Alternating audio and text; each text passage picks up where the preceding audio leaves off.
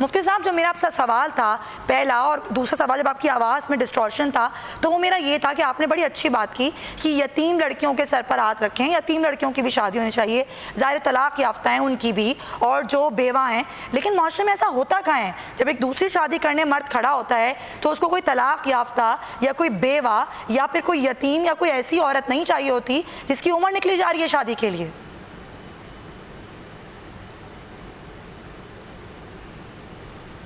دیکھیں جی، صورتحال یہ ہے کہ اس وقت عالم عرب کے اندر اور ہمارے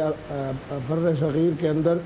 پیسے کی بنیاد کے اوپر اور عیاشی کی بنیاد کے اوپر جو دوسری اور تیسری اور چوتھی شادی کا ڈرامہ رچایا جا رہا ہے، میں بڑی جرات کے ساتھ کہتا ہوں اس کا اسلام سے کوئی تعلق نہیں۔ صحیح۔ اسلام جو ہے اس دوسری شادی کی اور تیسری شادی کی اور چوتھی شادی کی اجازت دیتا ہے جہاں معاشرے کے اندر ایسی بچیاں موجود ہوں جن کی مالی کفالت کرنے والا کوئی نہ ہو، جن کا باعزت باوقار ان کے لیے رہائش، ان کی معاشرتی زندگی کا انتظام کرنے والا شخص جو ہے وہ خوش نصیب کے لیے اجازت ہے کہ وہ دوسری شادی کر لے، تیسری کر لے، چوتھی کر لے۔ بالکل۔ اب میں دوسری طرف آتا ہوں، حضرت سیدنا علی المرتضیٰ نے دوسری شادی کا ارادہ کیا،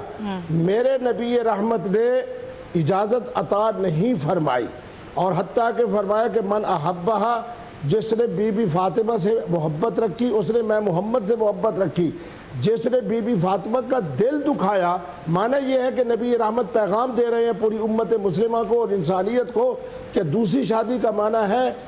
پہلی بیوی کا اور سسرال کا دل دکھانا۔ مجھ سے جب پوچھا جاتا ہے تو میں کہتا ہوں کہ نکاح کرنا سنت ہے، لیکن کسی مسلمان اور انسان کا دل دکھانا جو ہے وہ حرام ہے۔ اگر مفتی عبدالقوی جناب دوسری یا تیسری شادی کرتا ہے تو وہ ایسے خواتین جو میرے سسرال کے اندر موجود ہیں میں ان کا دل دکھاتا ہوں۔ جب ان کا دل دکھاتا ہوں تو جو مظلوم کی آہ نکلتی ہے، فرمایا لیس بینہ و بین اللہ حجاب، مظلوم کی آہ کے درمیان اور اللہ کے درمیان کوئی حجاب نہیں ہے۔ تو مفتی صاحب پھر آپ کی بات سے تو یہ بات نکلتی ہے کہ یہ قانون بالکل صحیح ہے، یہ قانون بالکل صحیح ہے۔ نہیں، میں وہی بات عرض کر رہا ہوں نا، میں یہ عرض کر رہا ہوں کہ لفظ اجازت کی بجائے اگر لفظ اعتماد آ جائے کہ دوسری شادی کے لیے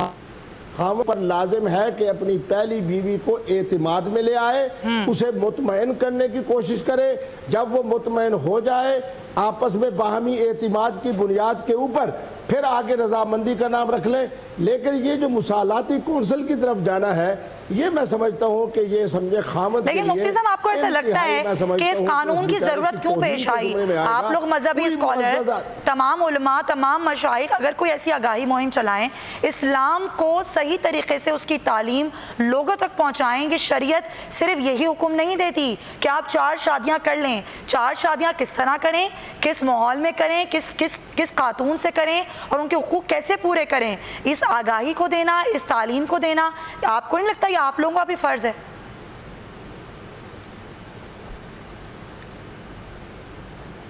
دیکھیں جی، میں یہ حقیقت ہے میرا تعلق خود جنوبی پنجاب سے ہے، اس مظلوم معاشرے سے ہے جہاں عورت بیچاری کی زندگی، اس بیچاری کے اختیارات، اس بیچارے کی آزادی، اس بیچاری کی رائے کا اور حتیٰ کہ اس کے احترام کا کوئی تصور تک نہیں ہے۔ اگر تو اس قانون سازی کو اس لیے کیا گیا کہ تاکہ اس طرح کے جو بڑے ذمہ دار ہیں جی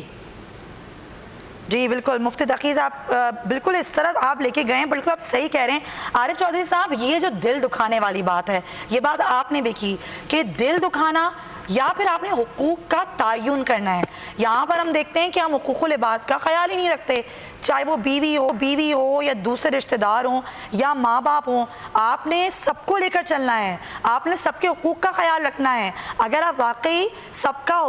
حق ادا کر سکتے ہیں، سب کو ساتھ لے کر چل سکتے ہیں تو دوسری، تیسری، چوتھی پھر آپ کریں شادیاں، پھر آپ کو میرے خیال سے کوئی نہیں روکے گا، نہ قانون نہ شریعت۔ کیا کہیں گے آپ؟